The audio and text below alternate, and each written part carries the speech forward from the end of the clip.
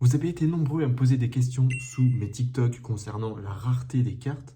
Et je me décide enfin à en faire une vidéo YouTube pour que ce soit un peu plus long, plus concret et plus consistant parce qu'il y a beaucoup de choses à dire sur tout ça. Ce que je vais faire, c'est que je vais reprendre les questions que j'ai eues et ensuite on va parler vraiment plus en détail de chaque rareté de cartes. Mais avant de commencer, n'hésite pas à t'abonner à mon TikTok et à mon YouTube parce que je fais des vidéos tous les jours dessus. Donc je te conseille de t'abonner si t'aimes Pokémon. On va commencer par quelle est la différence entre Full Art et alternative, mais en même temps ça me permet de répondre à la question qui est de regarder les étoiles à côté des numéros de chaque carte Pokémon.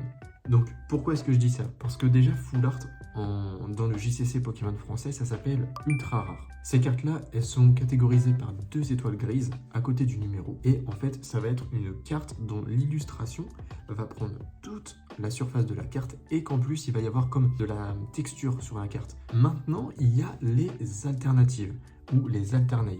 Ça, pareil, en français, ça s'appelle des illustrations spéciales rares. Là, c'est 2 étoiles, mais cette fois qui sont jaunes, à côté du numéro de la carte. Mais maintenant, qu'est-ce que c'est les alternatives? Les alternatives, ce sont des cartes comme les full art. Voilà, c'est-à-dire que c'est un dessin qui va prendre toute la carte, mais cette fois, l'illustration sera différente. Pourquoi? Parce que la plupart du temps, ce Pokémon ou ce dresseur existera déjà dans une autre version dans l'extension ou la série. Je mets quelques exemples en même temps à l'écran. Pour faire beaucoup plus simple, dites-vous qu'une alternative ou illustration spéciale rare, ça va être une full art, donc c'est-à-dire une carte avec des textures qui va prendre toute la surface de la carte, mais ça veut dire que ce soit le dresseur ou le Pokémon que tu as sur cette carte, il existe déjà dans la même extension. Mais le point important, c'est la texture. Pourquoi je dis ça? Parce qu'il y a aussi des AR, ou en français des illustrations rares. Donc, pour expliquer, une AR, illustration rare, ça va être un Pokémon. Je vais prendre l'exemple de Meditica dans Couronne Stellaire. La carte Meditica existe déjà en 2 fois en commune, mais il y a une illustration rare pour ce Pokémon, une illustration qui va prendre toute la surface de la carte. Ça, c'est ce qu'on appelle une AR. Parce que déjà, cette carte, elle n'est pas rare de base, c'est une commune, mais son illustration, elle l'est. Mais c'est quoi la différence entre AR et alternative? Une AR, c'est, comme ce que j'ai dit, une carte dont le Pokémon existe déjà, mais qui n'a pas de texture dessus, tandis qu'une alternative, elle, ce sera une carte AR, mais full art, donc avec des textures, et avec une rareté plus importante. J'espère que c'est à peu près clair. J'essaierai de mettre en même temps des images de Pokémon, de cartes, pardon, pour mieux illustrer les propos, pour que vous compreniez bien la différence. Mais de toute façon, je vais faire plus simple en reprenant une question. Quelle est la différence entre Gold et commune? Mais en même temps, il y a une deuxième question qui est lister les cartes par rareté croissante. C'est parfait parce qu'en fait, les deux questions, concrètement, en fait, elles sont un peu liées. Donc pour ça, ce que je vais faire, c'est que je vais passer en même temps sur le PC pour montrer et expliquer tout ça. Là, je suis sur le site directement de Pokémon. En même temps, on a Pokécardex. On va avoir une liste. Enfin voilà, il y a vraiment plein de trucs pour aider. Nous voici sur le site de Pokémon. Avant de reparler de tout ça, ce qu'il faut savoir, c'est qu'il y a des nouvelles raretés. Chaque bloc amène son lot de nouveautés. Par exemple, le bloc Écarlate et Violet a repris les X, qui étaient une rareté du bloc X, tout simplement, d'où le nom. Donc ça, c'est Rubis Saphir, Émeraude, avec Verfeuille aussi, mais aussi Noir et Blanc et XY. Depuis, c'était après les GX dans Soleil et Lune, et les V, VMAX, tout ça, dans Épée Bouclier. Mais ça a pris une autre rareté qui existait déjà avant, c'est les high-tech. On en reparlera un petit peu après. Maintenant, on va enfin pouvoir parler donc du site en lui-même. Donc, première rareté, les communes. Donc là, on voit le petit rond qui signifie commune. Donc, c'est une carte qui va être très souvent dans les boosters. Ça va être un peu la carte basique. C'est-à-dire que ça va être une carte qui va revenir souvent parce que concrètement, elles ne sont pas rares du tout. C'est des cartes les moins rares qui existent. Là, je suis sur l'extension Étincelle déferlante. J'ai pas beaucoup ouvert cette série, donc d'où le fait qu'il y ait des cartes en grisé. Mais voilà, concrètement, les communes, il y en a énormément. Parfois, les illustrations sont plus belles que d'autres. Je vois le Pyrax là qui me fait de l'œil. Donc ça, c'était pour les communes. Maintenant, on va revenir sur ce site-là et on voit qu'il y a peu communes. Donc peu communes, c'est la rareté juste au-dessus de communes. Donc on va enlever et on va mettre que les peu communes.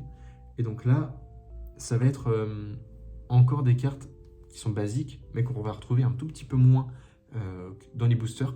Il me semble qu'il y a des quotas. Je pourrais pas le dire, je connais pas les quotas par cœur, mais en tout cas, je sais qu'il y en a. Donc, je vais prendre un exemple tout bête, là, le OO, qui est majestueux. le Malvalam et le Karmadura.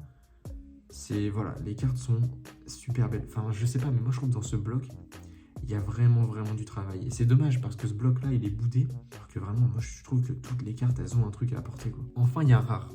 Là, ce qu'il faut savoir, c'est que depuis ce bloc-là, ça va être un peu plus compliqué.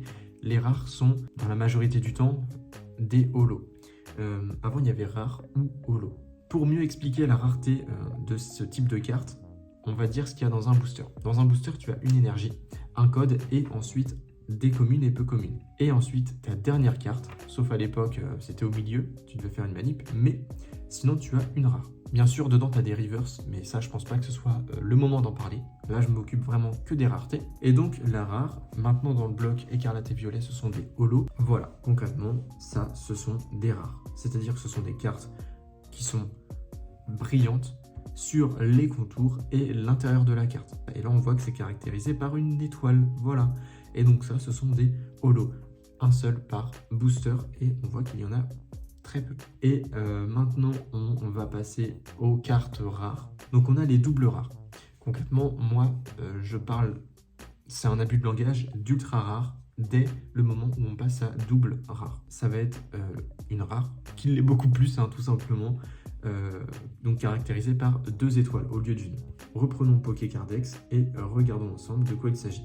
Il s'agit des ex. Enfin, que ce soit des ex normales, comme le Milobellus, ou des ex texturés, comme les Terra Crystal, dont le Pikachu. Donc ça, maintenant ils s'abusent, en vrai, ils en mettent beaucoup trop, c'est pas grave, c'est juste chiant parce que du coup, c'est compliqué de toutes les savoir, faut bombarder les ouvertures. Ensuite, on va parler des ultra rares. Donc ça, hop, ce sont des full art. Voilà, on a enfin la réponse. Les full art, ce sont des ultra rares. Concrètement, ce sont, comme j'ai dit, des illustrations qui prennent toute la surface de la carte. Et en plus de ça, il y a des textures. Bon, là, forcément, on ne le voit pas.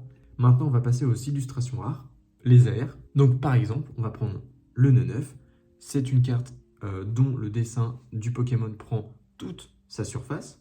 Mais ce Pokémon, on l'a déjà vu tout à l'heure. Et oui, il existe en 2 exemplaires. Ce sont des communes. La carte, elle, pour l'AR, elle est beaucoup plus rare. Mais c'est le même Pokémon. C'est-à-dire que c'est la même carte, les mêmes PV, les mêmes attaques. C'est tout pareil. Maintenant, il y a les alt, illustrations spéciales rares. Et donc ça, ce sont des full art avec des illustrations alternatives. Par exemple, le Pikachu, on l'a vu tout à l'heure, c'était un Pikachu X. Et bien là, il est en full art. Voilà, concrètement, c'est ça la différence. Après, parfois, il y a quelques exceptions. Là, j'en ai pas forcément en tête. Esprit vif de Lem, on l'a vu tout à l'heure, c'était une full art normale. Mais là, elle existe en alternative, le dessin. D'où le nom alternate en anglais. Et enfin, on va parler des gold, les hyper rares. Et ben voilà, ce sont concrètement ça. Ça, ce sont les hyper rares. Voilà. Et ce sont les full art, les cartes full art dorées. Concrètement, c'est ça. Franchement, il n'y a pas vraiment de différence.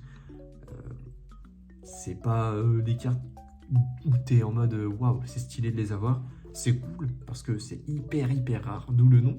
Mais c'est pas fou. Moi, je préfère largement avoir une alt que ça.